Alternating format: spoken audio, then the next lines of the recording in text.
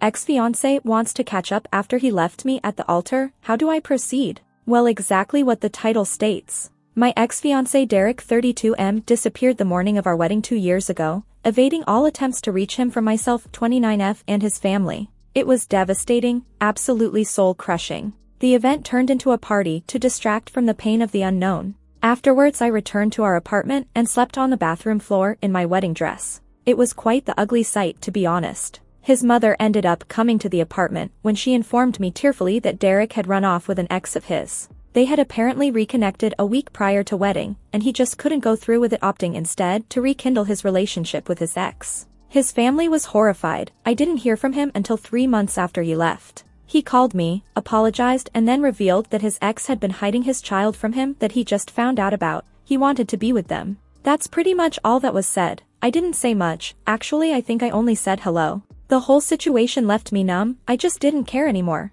Thankfully, though, my friends were and continue to be there for me. Through all of this muck, they encouraged me to seek therapy and work on healing, which I'll be honest was terribly difficult, but after a year I felt myself again. Which brings me to today. After this whole debacle and subsequent self-improvement and rebuilding, I moved to the UK, originally from Australia, for a change in scenery. Last night, I got a message request on Instagram. It was Derek. Hey, I've heard you moved to Wales. That's so cool. I'm traveling to Cardiff towards at the end of July. I'm deeply sorry about everything and I want to discuss what happened leading up to the wedding. I hope I'm not overwhelming you. Let me know if you'd like to talk over lunch. Firstly, no idea who told him about my move. Secondly, I don't know if I crave closure from him, but I also don't want to decide to decline to only later on regret my decision. So I turn to you, strangers of the internet. What should I think about before reaching a decision? Would be wise to decline, or should I humor him and listen to his reasons? Okay, minor update. Wow, this garnered far more attention than I anticipated, so bear with as I try to navigate all of your advice.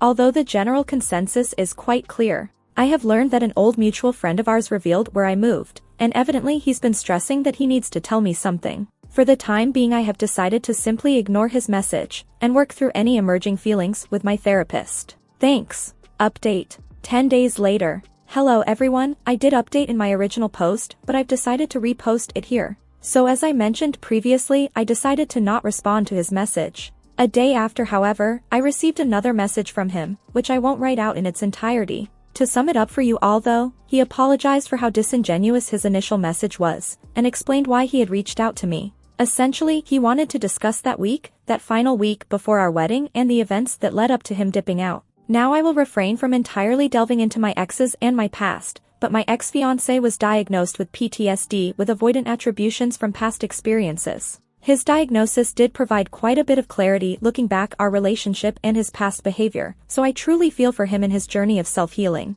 However, despite his struggles, I still told him that I couldn't forgive him for his callous act of leaving me in a perpetual state of limbo for 3 months, unsure of why he had abandoned me. He said he understood. Now, and some of you will be quite mad with me, but I ultimately agreed to meet him for lunch and I do not regret it. He's not with his ex. Actually, she passed away 6 months after he left me the altar, which is part of the reason why she reached out to him in the first place. Since then, he has been working on himself through therapy and navigating single fatherhood. Yes, the child is his. The lunch wasn't too long, but it was all around cathartic on both sides. At the end of the lunch, he handed over an envelope which contained the all money we spent preparing for the wedding. Honestly, I was dumbfounded. It wasn't a gesture I was expecting on his behalf, and I think he was taken aback when I returned the ring he gave me. It's funny, I held onto the ring just in case I needed to sell it if my finances continued to be unstable, but I never had to.